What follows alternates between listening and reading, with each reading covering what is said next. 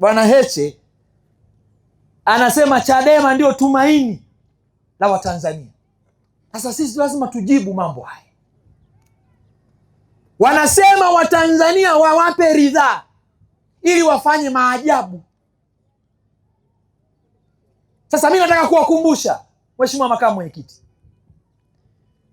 uchaguzi wa mwaka 2015 ambao Chadema ilishiriki, walichukua uongozi wa serikali za mitaa katika majiji mengi na baadhi ya manispaa ndani ya Jamhuri ya Muungano wa Tanzania.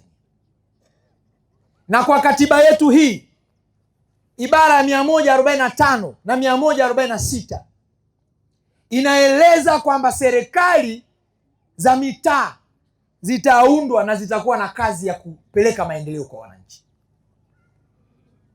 2015 baada ya uchaguzi, Chama cha Demokrasia na Maendeleo kilishinda madiwani wengi na kuunda halmashauri na kutoa mamea katika majiji yafuatayo. Jiji la Dar es Salaam walishinda, wakatoa meya anaitwa ndugu Isaya Mwita kutoka Chama cha Demokrasia na Maendeleo. Jiji la Arusha, Chadema iliunda halmashauri na kutoa meya aliitwa ndugu Kalisti Lazaro, alichaguliwa. Jiji la Mbeya, Chadema iliunda halmashauri na meya aliyepatikana aliitwa ndugu Revocatus Msuva. Manispaa zilizokwenda Chadema: Ilala, Dar es Salaam, meya Charles Kuyeko; Kinondoni nilikokuwa mkuu wa wilaya, meya Boniface Jacobo; manispaa ya Kigamboni wakatoa watu wa Ukawa; manispaa ya Iringa nilikokuwa mkuu wa mkoa akashinda ndugu Alex Kimbe; halmashauri za miji Tunduma, Tarime, Karatu, Rombo, Hai, Arumeru, kote huku halmashauri hizi ziliongozwa na Chadema mwaka 2015.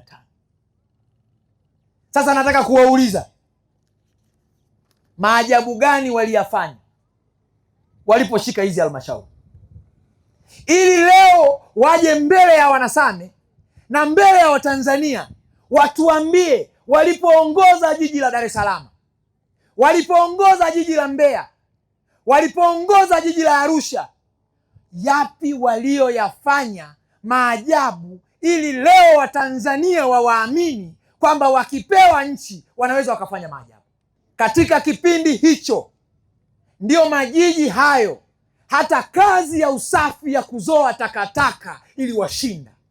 Katika kipindi ambacho mji ulikuwa mchafu, ni kipindi hiki walichokuwa wanaongoza jiji Chadema. Katika kipindi hiki ndio majiji ya Arusha, Dar es Salaam na manispaa zilizokuwa chini ya Chadema ziliongoza kwa migogoro ya viongozi. Katika kipindi hiki, ukisoma ripoti za CAG, baadhi ya majiji na halmashauri zilipata taarifa za mashaka za manunuzi yasiyozingatia taratibu. Hawa ndio Chadema wanaosema wakipewa nafasi ya kuongoza nchi watafanya maajabu. Kwa nini hawakufanya kwenye jiji la Dar es Salaam? Kwa nini hawakufanya jiji la Arusha? Yapi waliyafanya jiji la Mbeya? Yapi waliyafanya manispaa ya Iringa? Hawa watu walikwisha kujaribiwa na wakapewa nafasi na Watanzania. Mkoa wa Dar es Salaam kwa mfano, katika majimbo 10 uchaguzi wa 2015, majimbo 8 yalichukuliwa na Chadema. CCM ilishinda jimbo moja la Ilala na jimbo moja la Segerea. Hakuna maajabu walioyafanya Dar es Salaam zaidi ya kugombania posho, zaidi ya kugombania tenda za usafi. Kila mtu anakuja na kampuni mfukoni, kila mtu anakuja na kampuni mfukoni. Hakuna ulichokifanya. Leo wanazunguka kuwaambia Watanzania kwamba mkitupa nafasi sisi ndio tumaini, sisi ndio tutawapeleka nchi ya ahadi. Nchi gani ya ahadi ambayo walishindwa kutupeleka walipokuwa na majimbo 8 Dar es Salaam na CCM ina majimbo 2? Lema leo anazungumza kwamba ataleta maajabu na Chadema wakipewa nafasi. Maajabu hayo mbona hakuyafanya Arusha alipochaguliwa akatangazwa kuwa mbunge na akashika halmashauri ya jiji la Arusha? Mimi nilipata bahati, nilikuwa mkuu wa mkoa wa Mara.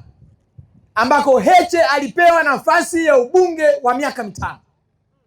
Kila nilipofanya ziara sijabahatika kuona alama hata moja kwamba hii imetokana na ubunge wa Chadema wa ndugu John Heche. Kwanza tuwapuuze hawa watu, hawastahili kuaminiwa, hawana rekodi ya kusema ukweli, na bahati mbaya sana wanasahau haraka. Sisi hawa tuachie sisi, ndugu makamu mwenyekiti,